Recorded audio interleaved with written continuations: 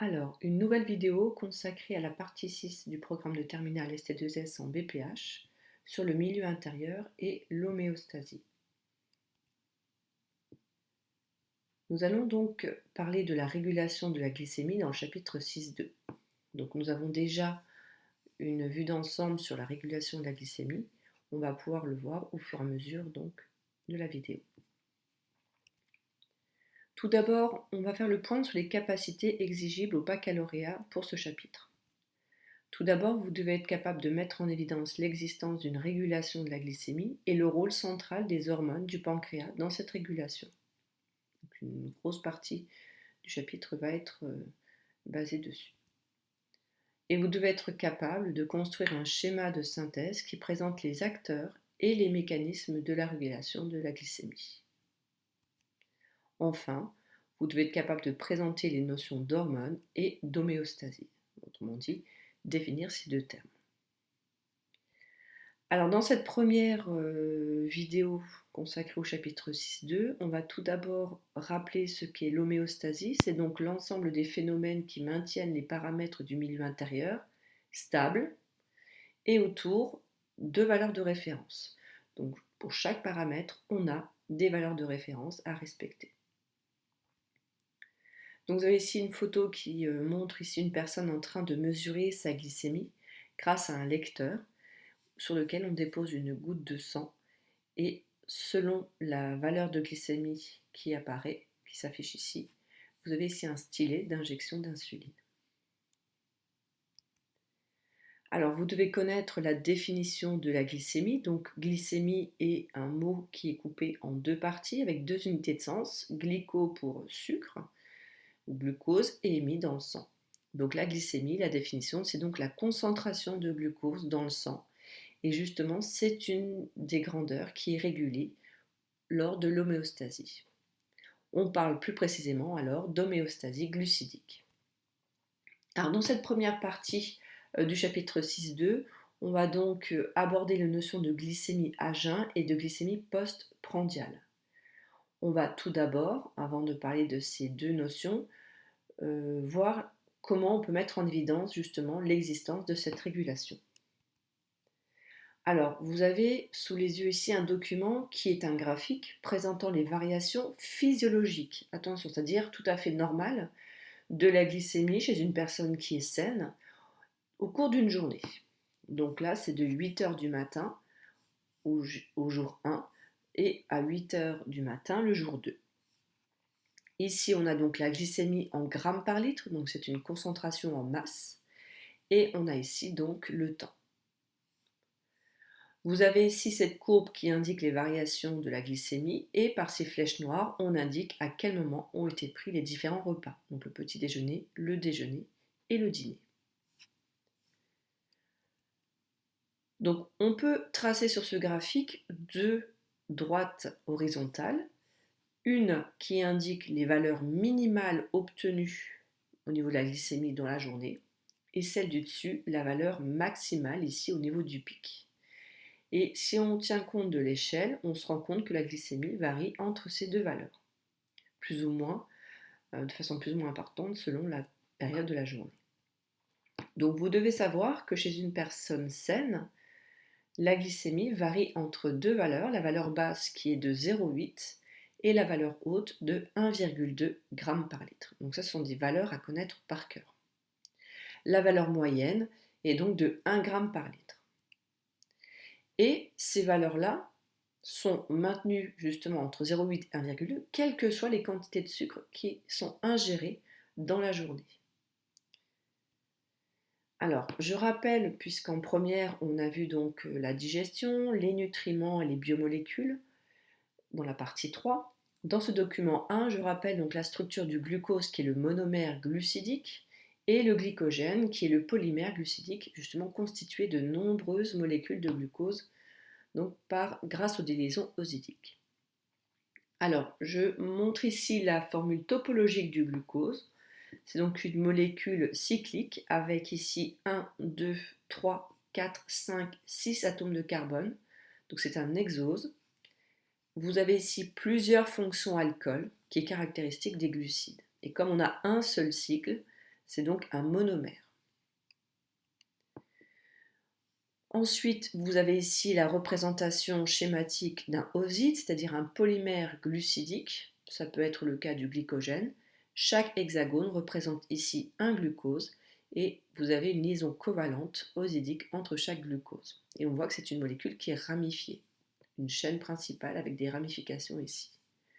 Ce glycogène peut être hydrolysé en glucose, justement, qui sont des oses. Et l'organisme est aussi capable, dans certaines situations, de faire la réaction inverse, c'est-à-dire de synthétiser le glycogène à partir de glucose. Donc vous devez savoir que le glucose est une molécule glucidique qui a un rôle énergétique, c'est-à-dire que lorsqu'elle est hydrolysée, elle va donc fournir de l'énergie à notre organisme. Et lorsqu'elle est en excès, donc c'est-à-dire juste après un repas, on voit ici donc le glucose par ces petites molécules violettes. On voit ici que le glucose est très important, quantité très importante dans le sang, et il sort du sang pour rejoindre le foie, les adipocytes et également les muscles. Le pancréas ici, c'est l'organe senseur, c'est lui qui détecte justement l'augmentation de la glycémie. Donc vous devez savoir que le glucose peut être mis en réserve en cas d'excès dans le sang, donc ce qu'on appelle une hyperglycémie, et peut être stocké dans le foie, qui est l'organe principal de stockage, mais également les muscles sous forme de polymères qu'on appelle ici donc le glycogène. Alors je montre ici donc la représentation schématique du glycogène, plus réaliste, avec vraiment de très nombreuses molécules de glucose reliées entre elles, et là on voit très bien l'aspect buissonnant de la molécule de glycogène, avec ses nombreuses ramifications. Là, on a la formule topologique d'une partie du glycogène. On voit ici qu'il y a 3 glucoses formant une chaîne. Évidemment, elle se poursuit. Et là, on a la ramification à cet endroit. Et on a une autre ramification puisque cette chaîne-là va se poursuivre également vers la gauche. Ici aussi. Donc retenez, le glucose, c'est le monomère, la molécule de base, la molécule la plus simple. Et quand il est en excès, il va donc se relier, ils vont se relier entre eux pour former des molécules beaucoup plus grosses qu'on appelle des polymères. Alors vous reconnaissez sur ces deux documents donc deux cellules caractéristiques. On a ici des cellules rouges avec la forme biconcave, et là on a des cellules avec un corps cellulaire en forme d'étoile avec des ramifications plus ou moins fines et un long prolongement plus épais avec des petites gaines ici, des petits manchons isolants. Donc à gauche, nous avons le globule rouge et à droite, nous avons donc les neurones. Alors pourquoi parler de ces cellules? En fait, ce sont des cellules qui consomment uniquement du glucose pour produire de l'énergie. Et justement, les cellules qui ne peuvent consommer que de glucose, on dit que ce sont des cellules glucodépendantes.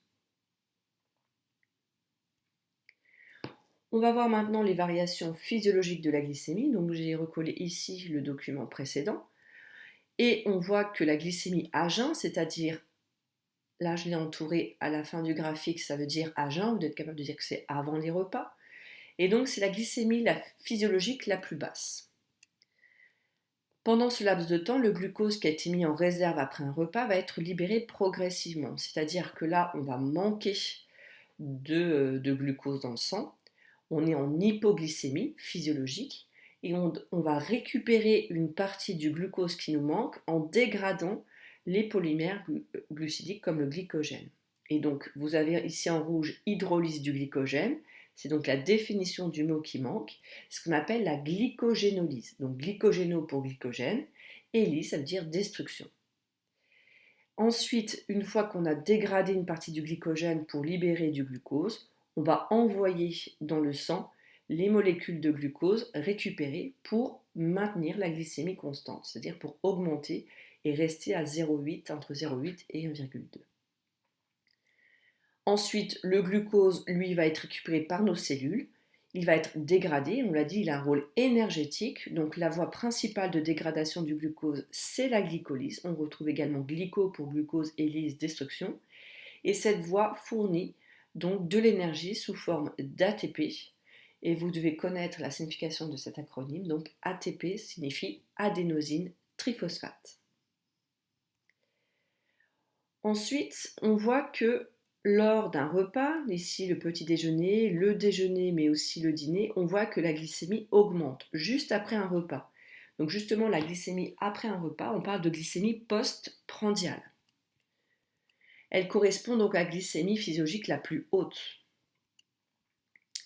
Néanmoins, elle augmente peu chez les personnes saines et revient très rapidement, on voit, à sa valeur physiologique. Donc juste après le pic, on voit que la glycémie diminue pour retrouver une valeur moyenne entre 0,8 et 1, 1,2.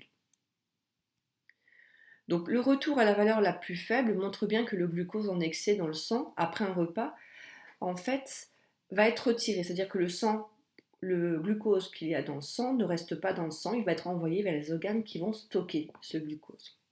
Donc on l'a déjà dit, il va être envoyé vers le foie, les muscles, qui vont le stocker sous forme de glycogène. Donc là, c'est la réaction inverse. Les glucoses qui vont être des monomères, on va les relier au glycogène qui existe et on va allonger encore plus les chaînes de glycogène. Alors maintenant, on va s'intéresser aux variations pathologiques de la glycémie. Donc soit quand elle est vraiment trop basse, on parle d'hypoglycémie. Et là, il faut savoir qu'on parle d'hypoglycémie lorsque la glycémie est inférieure à 0,6 g par litre. Les symptômes d'une hypoglycémie, ce sont notamment des tremblements, sueur et la pâleur. Et lorsque l'hypoglycémie est vraiment trop sévère, on peut tomber donc dans le coma, puisqu'en fait, comme les neurones manquent de glucose pour produire l'énergie, donc il ne peut plus fonctionner et donc on a une perte de connaissance. A l'inverse, la glycémie peut monter vraiment très haut, dans ce cas-là on est en hyperglycémie, et la valeur de la glycémie à retenir pour cette hyperglycémie, c'est 1,26 g par litre. C'est une valeur précise qu'il faut connaître. Donc justement, quand on a une hyperglycémie, surtout chronique, c'est-à-dire sur une période plus longue, c'est caractéristique d'une pathologie qu'on appelle le diabète, qu'on verra dans le chapitre 6.3. On va voir toujours dans cette première vidéo le rôle central des hormones du pancréas dans la régulation de la glycémie. Tout d'abord au niveau du pancréas. Donc vous avez ici un petit schéma sur la gauche qui montre le pancréas avec en rouge ici une partie de l'intestin grêle, la toute première partie de l'intestin grêle juste en dessous de l'estomac qui est le duodénum. On voit ici le canal cholédoque ici en jaune et le canal pancréatique pour récupérer donc justement la partie exocrine, les subpancréatiques. On a zoomé ici à droite une partie du pancréas et on a bien les deux parties ici du pancréas. Donc vous pouvez rajouter une petite délimitation. Cette grosse sphère ici formée de vert et de jaune, donc, et en dessous on a les petites structures sphériques en violet. Donc cette structure ici en vert et jaune, c'est ce qu'on appelle un îlot de Langerhans qui est fait à la fois de cellules alpha et qui sécrètent justement du glucagon, la première hormone, et les cellules bêta au centre qui sécrètent, elles, de l'insuline. L'ensemble de ces cellules, donc les îlots de Langerhans, comme il y a une sécrétion d'hormones, on dit que l'organe a un rôle endocrine. Donc cette partie-là correspond à la partie endocrine du pancréas. Et on voit surtout que comme on sécrète des hormones, il faut que ces hormones passent dans le sang pour ensuite aller jusqu'aux organes cibles. Dans la partie inférieure du schéma, on voit ici qu'on a également des capillaires, sauf qu'ici on a des structures qu'on appelle des acinis pancréatiques, donc des petits îlots comme ça, formés par une petite couronne de cellules. Et au centre, on a la partie justement qui va récupérer les subpancréatiques. Et on a à côté un canal collecteur. Donc en fait, en bleu, c'est le subpancréatique qui a un rôle dans la digestion. Et comme le subpancréatique va être envoyé dans la lumière du duodénum, qui fait partie du milieu extérieur, la partie basse donc du schéma représente la partie exocrine du pancréas. Donc le pancréas est un organe amphicrine, c'est-à-dire qu'il a une partie endocrine puisqu'il sécrète des hormones qui vont être envoyées vers le milieu intérieur, notamment donc le sang, et il a une partie donc exocrine qui joue un rôle dans la digestion.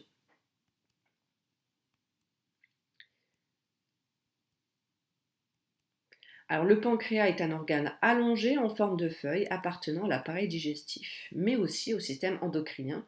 Donc justement, c'est une glande mixte.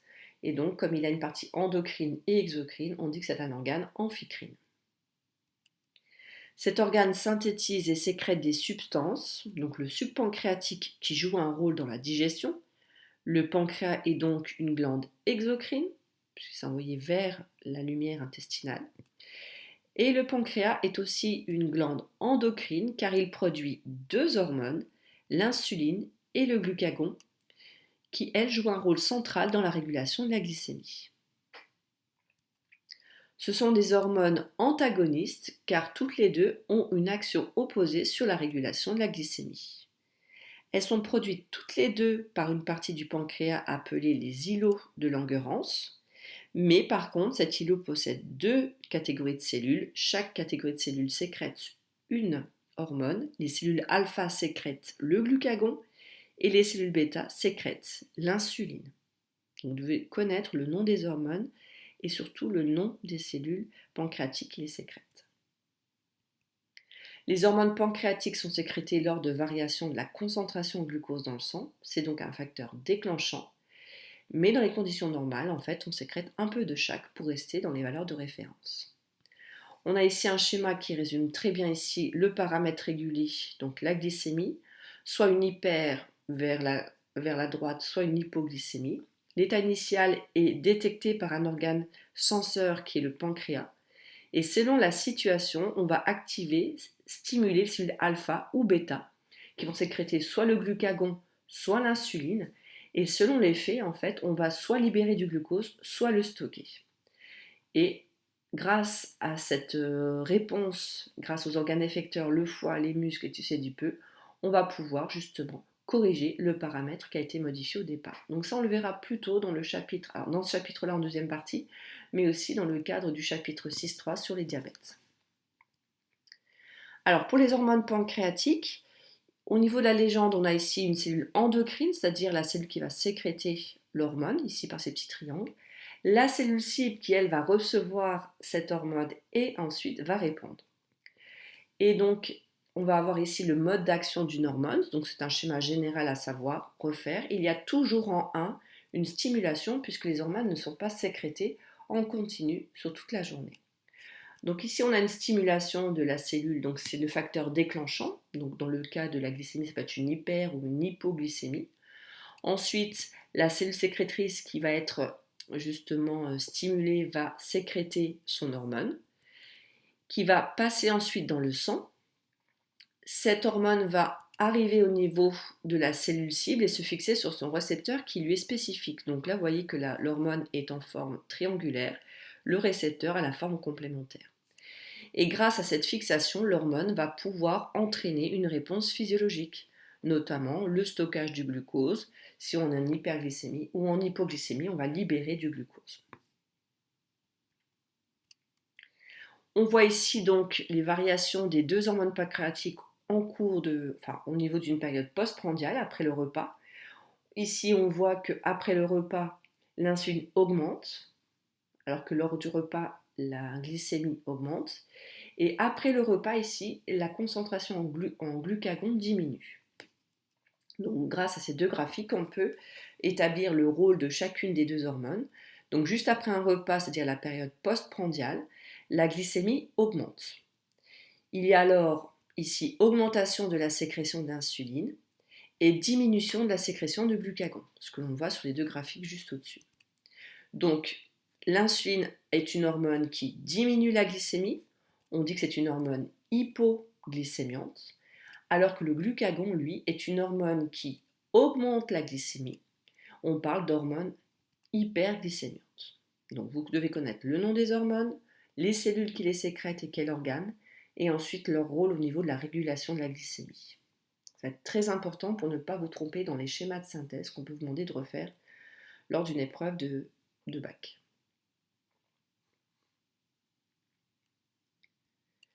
On termine par un document récapitulatif qui compare justement les deux hormones pancréatiques, l'insuline d'un côté et le glucagon de l'autre. Donc on voit qu'elles sont toutes les deux sécrétées par les îlots de Langerhans, mais l'insuline par les cellules bêta et le glucagon par les cellules alpha. L'insuline a un rôle hyperglycémiant, le glucagon est antagoniste, donc il est hypoglycémiant. Les cellules cibles, ce sont les trois que l'on a vues, donc hépatocytes, cellules du foie, cellules musculaires et cellules graisseuses. alors que le glucagon a plutôt essentiellement les hépatocytes.